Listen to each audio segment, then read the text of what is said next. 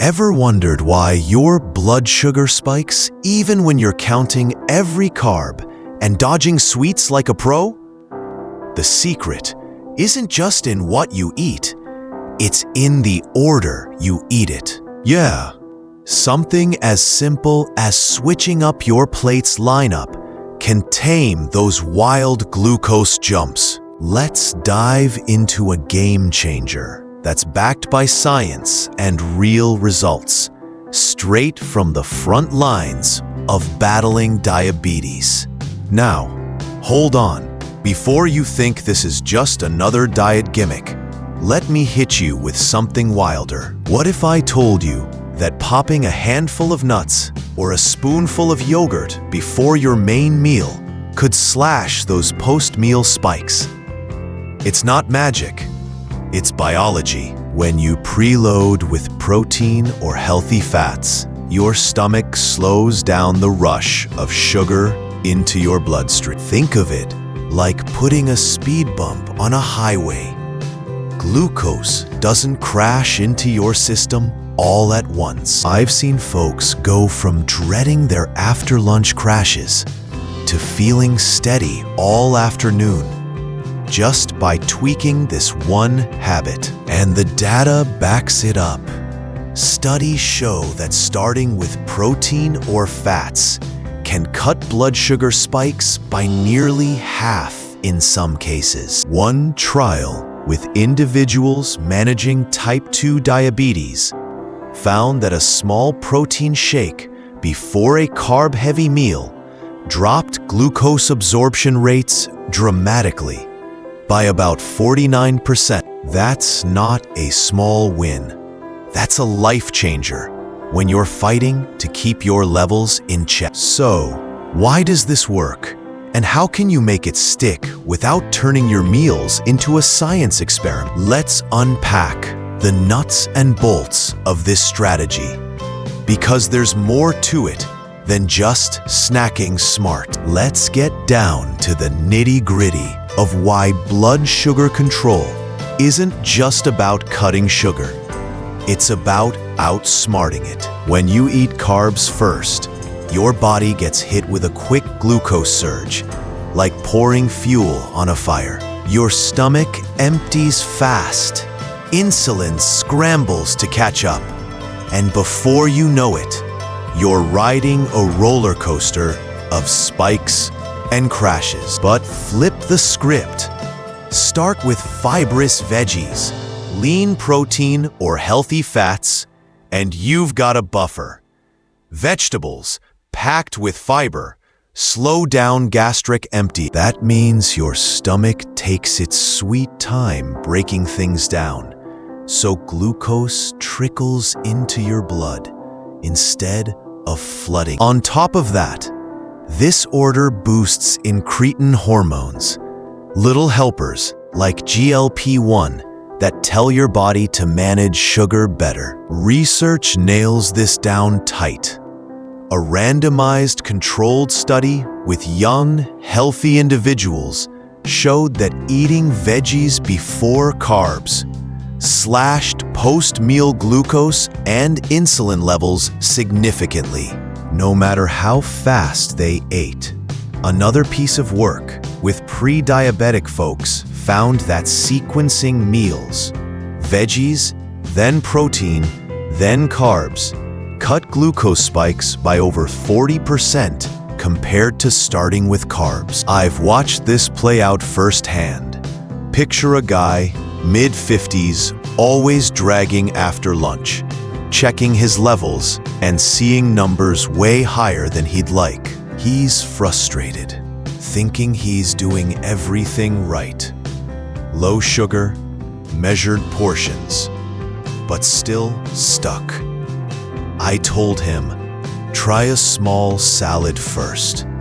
Just 5 minutes before the rest of your meal. Keep it simple. Olive oil and lemon. 2 weeks later, he's buzzing with energy, saying his post-lunch readings are finally under control. That's not a fluke. It's physics. Protein and fats work a similar trick.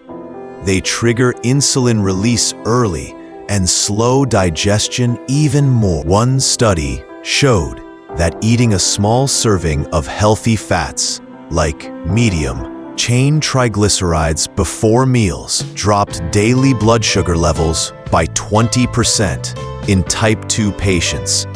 By ramping up those same helpful hormones. Imagine a busy mom, always on the go, no time to prep fancy starters. She keeps a stash of almonds in her bag, grabs a handful before digging into her sandwich at lunch. Her numbers stabilize, and she's not nodding off at 2 p.m. anymore. This isn't about overhauling your life. It's about stacking the deck in your favor with tiny shifts. But here's the kicker. There's a way to make this even more powerful, and it's not just about what's on your plate.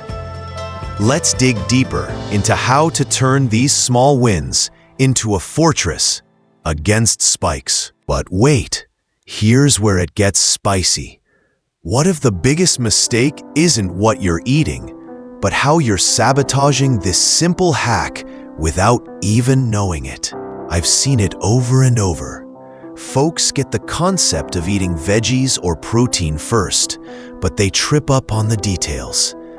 Take dressings, for instance. You're piling on a gorgeous plate of greens to start your meal, but then you drown it in a sugary, store-bought dressing that's basically dessert in disguise. That's like putting training wheels on a bike and then riding it off a cliff. Keep it light. Olive oil, a squeeze of lemon, or a splash of balsamic. Then there's portion creep. A handful of nuts before dinner is great, but scarfing down half a bag because it's healthy just loads you up with extra calories and throws off the balance. Moderation isn't sexy, but it's the glue that holds this together. And the toughest one? Patience. This isn't a pill that works overnight. Your body needs a week or two to adjust, to show you the trends in your readings. I've had people come back after 3 days grumbling that nothing's changed. Stick with it. Those steady numbers will creep up on you.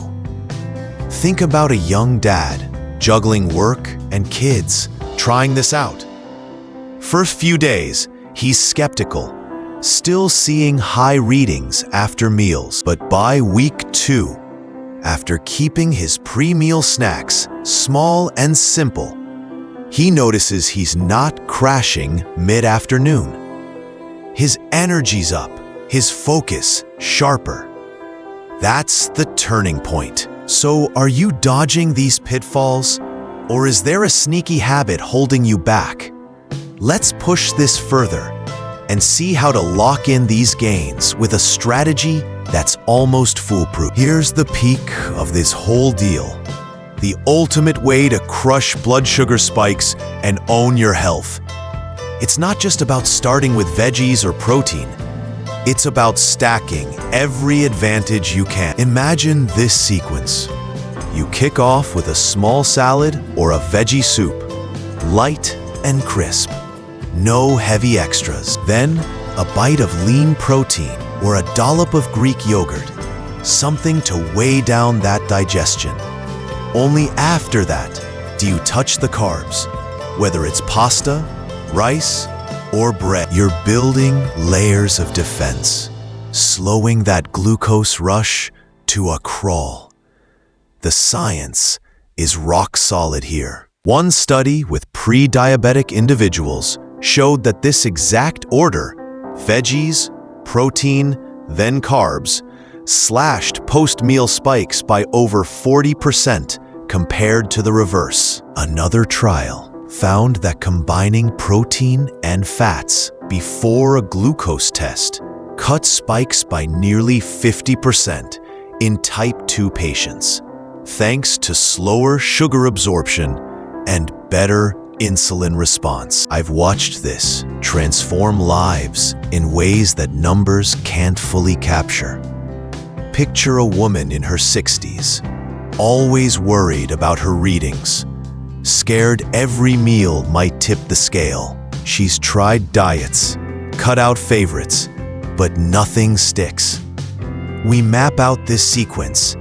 Start with a handful of steamed broccoli, then a slice of grilled chicken, then her beloved mashed potatoes. First week, she's unsure, but by week 3, her post-dinner numbers are the lowest they've been in months. She's laughing again at family dinners, not stressing over every bite. That's the real win. But it's not just the order. It's avoiding the traps. Don't let heavy sauces or oversized healthy snacks undo your work. Keep portions tight. A small starter, not a second meal. And don't expect miracles day one. Give it time to build. I've seen a guy, always on the road for work, make this work with minimal effort. He packs baby carrots and a small pack of nuts for pre-meal bites at diners. His levels stabilize, and he's not battling that foggy brain after eating. This isn't about perfection, it's about progress. You can still enjoy food. You're just giving your body a fighting chance. And here's the clincher. There's one more layer to add, a simple move after meals that can drop your numbers even further. Let's tie this all together with a twist that'll make you smile. Now, let's lighten the mood with a little bonus that feels like cheating but works like a charm. After you've nailed the meal sequence, veggies, protein, carbs in that order, step outside for just 10 minutes. That's it. A short walk after eating can knock your blood sugar down by a solid chunk, sometimes 20 points or more. Research shows light activity right after a meal helps your muscles soak up glucose faster, like a sponge mopping up a spill. Imagine finishing a hearty dinner, feeling that usual heaviness creep in. Instead of sinking into the couch, you slip on your sneakers and stroll around the block. The cool evening air heats your face. You hear the crickets or the hum of the neighborhood, and your legs start to loosen up. 10 minutes later, you're back, feeling lighter. Not just in your step, but in your mind. Your body's already working that glucose down. One study showed folks staying below 160 instead of spiking to 180 just from this tiny habit. I've seen it work wonders for people who thought exercise was out of reach. Think of an older gentleman, knees not what they used to be. Worried a walk might be too much. He starts with just pacing his backyard after breakfast. 10 minutes, slow and steady. Week by week, his readings drop, and he's grinning, telling me he feels more awake than he has in years. It's not just the numbers. It's the boost in energy, the better digestion. Pair this with your meal order, and you've got a 1-2 punch against spikes. Picture a family making it a ritual. Post-dinner walks together, chatting about their day, turning a health hack into a bonding moment. It's low effort, high reward, and honestly, it's kind of fun to know you're outsmarting your own biology with something so simple. So, next time you clear your plate, don't just sit there. Step out and feel the difference. All right, let's wrap this up with the big picture. Controlling blood sugar spikes doesn't have to mean giving up the foods you love or stressing over every bite. It's about strategy. Start your meals with veggies, protein, or healthy fats to slow that glucose rush. Stack those layers for maximum impact. Dodge the pitfalls like sugary dressings or oversized portions, and seal the deal with a quick 10-minute walk after eating. These aren't hard rules. They're small shifts that build big results. I've seen it turn frustration into confidence, time and time again. If you're ready to take charge of your health, start with just one meal today. Reorder it, take that stroll, and watch how your body responds. And if you want to keep hearing tips and stories like this, hit that like button, subscribe, and share. It's what keeps me fired up to share more. Oh, and drop a comment with your go-to pre-meal snack or how that first post-meal walk feels. I'm dying to know what works for you.